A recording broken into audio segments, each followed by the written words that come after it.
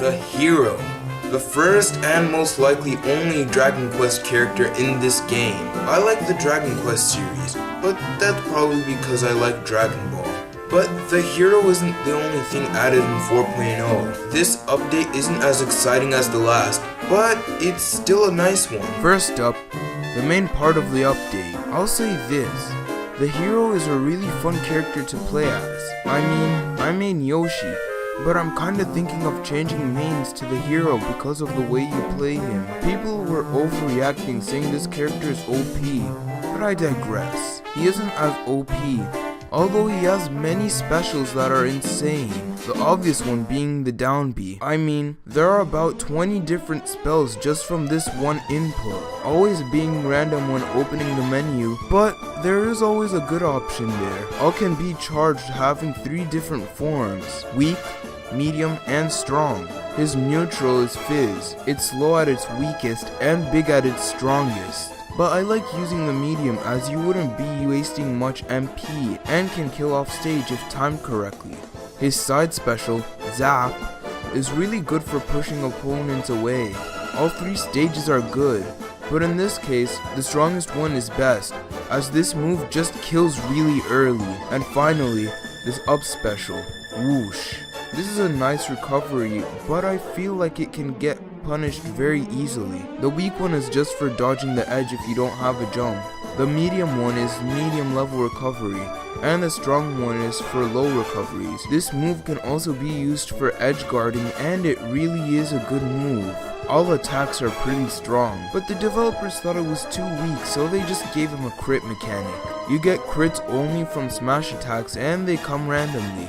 Aerials are also good, with forward air and back air killing pretty early in my opinion. Also dash attack kills pretty early too. I wouldn't say he is hard to play against because his movements aren't as fast, so he should be a character easy to punish. His stage Yggdrasil's altar is from Dragon Quest XI. It's a really stunning stage to look at and has a couple of references from the game. Enemies appear in the background like some slimes, and the rarest is a liquid metal slime.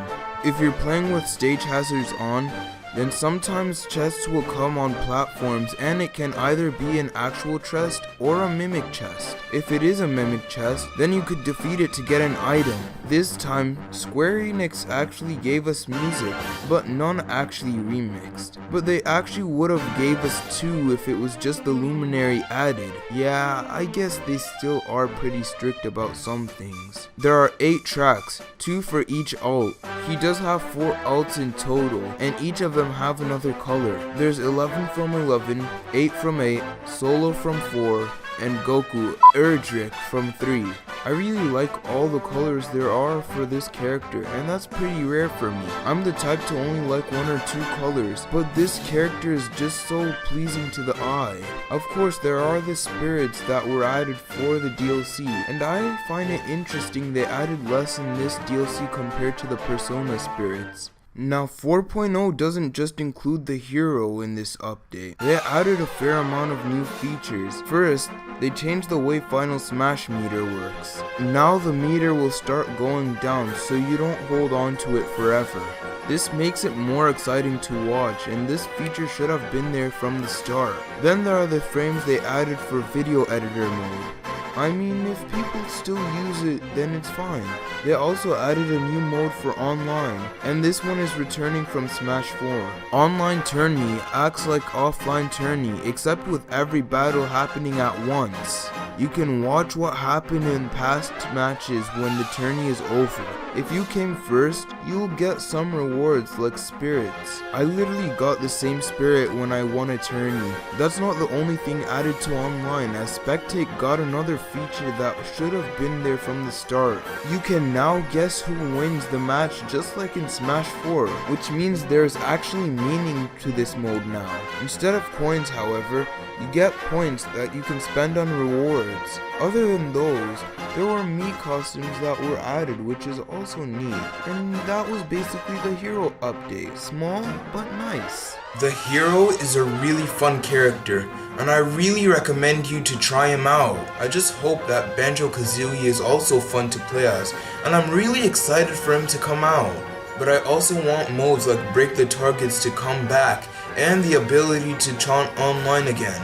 I don't know if they'll ever add them, I can only hope. Now the final 2 characters I think will get added are Heihachi from Tekken and Crash from Crash Bandicoot, but the characters I want are still a Rhythm Heaven rep, and this one's not gonna happen, but the Prince from Katamari.